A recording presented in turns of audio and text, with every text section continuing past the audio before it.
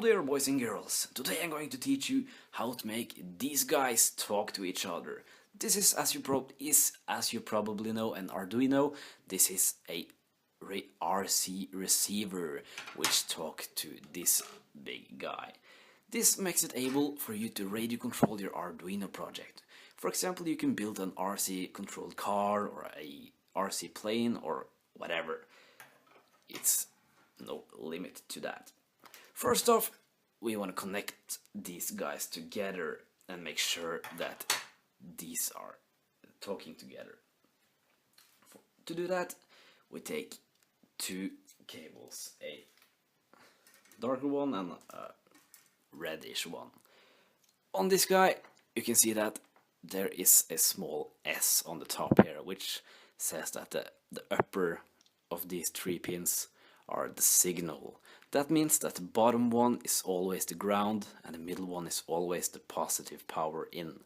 So for ground we usually go with a green or dark color, so just take that to one of those. It doesn't matter which one of those you're connecting it to, just take it somewhere, and the red one to the middle of these. Now we want to take the orange or red cable or whatever, plug it into 5 volts on our Arduino boards. The green one can go into GND or ground. Now that these are connected, when we connect this guy to power, this will have power. But to bind this one and this one together, we need something called a bind plug. This may differ from various systems. On the Spectrum, which is using DSM2, I think it's always a bind plug. And on this receiver we have the BAT/bind plug port, so just connect that like that. If you doesn't have this one, you can use another cable just to short circuit the signal cable and the ground. So that is all this does really.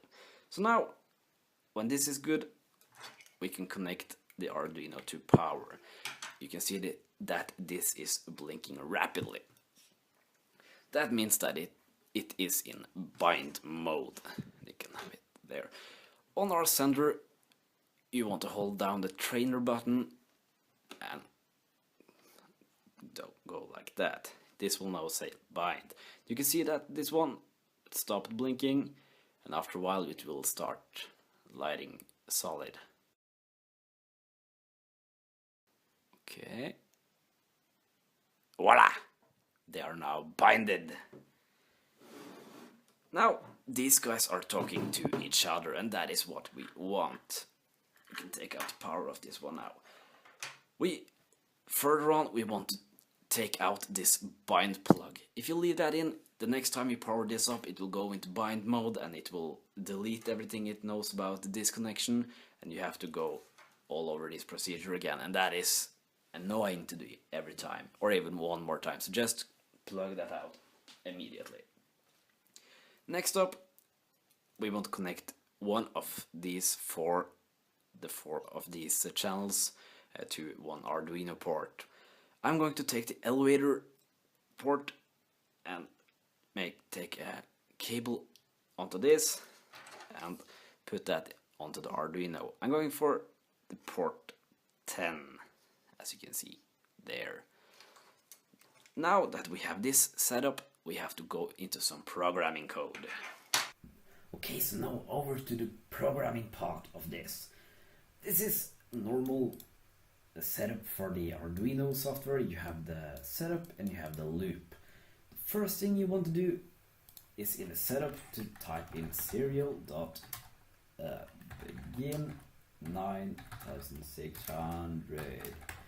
That is going to be the part that gets the Arduino talking, so that it's sending values back to your serial monitor, so that you can get some numbers out of this and like check if everything is okay and so on.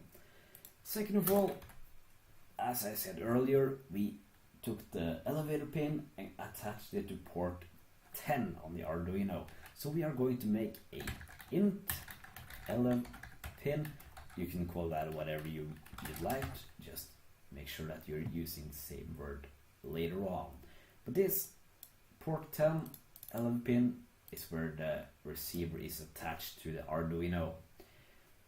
Now comes the fun part. We need to make a int 11 that is going to be the number which the receiver is sending out to the Arduino. And here we're going to use a neat function called pulse in. I'm going to explain a little bit further what that pulse in function does, but first let's just type in 11 pin, because this is reading a pulse from 11 pin, and it's going to read whenever that goes high, and it's going to have a timeout at 25,000 microseconds, I think this is. Now, just to explain what the pulse in does, I've made this short, beautiful drawing for you guys. The receiver is sending out pulses ranging from 0 to 5 volts. So normally it just stays at 0 volts, and whenever it gets a signal from the transmitter, it gives out a pulse. That time that pulse is at 5 volts, it's going to hold 5 volts for like 1500 microseconds. That number is going to be the number which tells you where the stick is. So as you saw earlier, when I took it down, it said 1100 microseconds, and up was like 1900, I think. That is just a number for where the stick is. Back into the Arduino here. Now we can print this out. Just type in serial.print and explain to yourself that this is the 11 channel, and copy this down 3 times. The second one is going to be just 11, because that is the value which we have here. The third one is going to be a new line, just backslash and n, so that the numbers are not coming in one row in the serial monitor, because that will be a pain to read. Now we can just go on and upload this to our Arduino.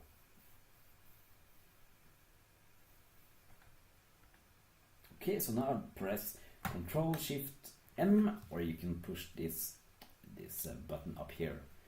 And here, yeah, you can see the numbers are moving pretty fast, so we're going to add a small delay on 500 milliseconds. That is half a second pause, so that we will not have to read our eyes out. Okay, so here we can now see that the numbers are coming through. 1490, that is when the stick is at the center. When I'm taking it down, yeah, it gives about 1077. Up is about 1896, I think was the 1901 was the top point. And that is the numbers that tells you where the stick is. A little thing you can do now to make this go into whatever project you are doing is to just note down the center value first. We can see that it's approximately 1490. So at the bottom here, just make 2 slashes. Center equals 1490, and we can read again, so that when we take the stick down, it gives out 1075. Shall we see? Like that. And that was the bottom, and top equals, shall we see here, about 1901.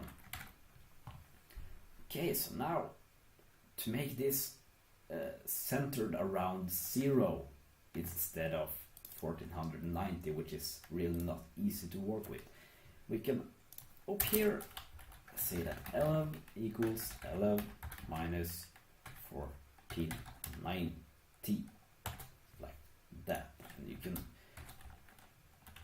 take these on the either side of it. So now when we upload that to the Arduino again, when we check the serial monitor, you can now see that it's approximately 0. When I'm taking it up and down, you can see that it's jumping up 400 in each direction, which is how far these guys are apart from the center, approximately. But now, when it has 400 steps up and 400 steps down, it gives you a resolution of 800 on your stick. And you probably are not going to need that much points, and that is going to be really hard to work with as well. So we want to kind of take the resolution down. That we can do by dividing this whole thing with, for example, 35. So that when we upload this again, we can see that everything has changed. Okay, so now the center is always 0. And when we take it up, yeah, it's 10, 11. That's cool. Down is minus 11. You can probably write 37 or something here, so that will go from 0 to 10.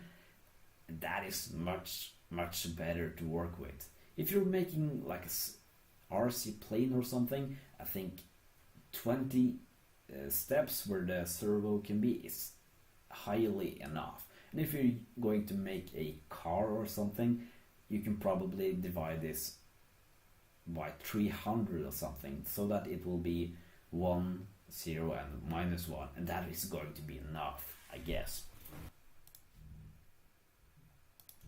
Okay, so I hope you learned something today, and something that you can...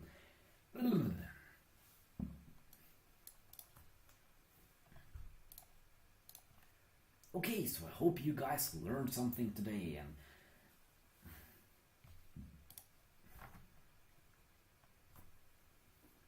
okay, so everything you need to do now is just make more projects out of this. You can easily add more channels by just making more of these pulse-in functions with, for example, the aileron channel or whatever. Soon you'll be out there playing with a quadcopter you made for yourself or something in that matter. But I hope you guys learned something today and that you liked this video that I made for you. And I will be very pleased if you liked it or subscribed to my channel or some of those good things. But this is Electrified, powering down.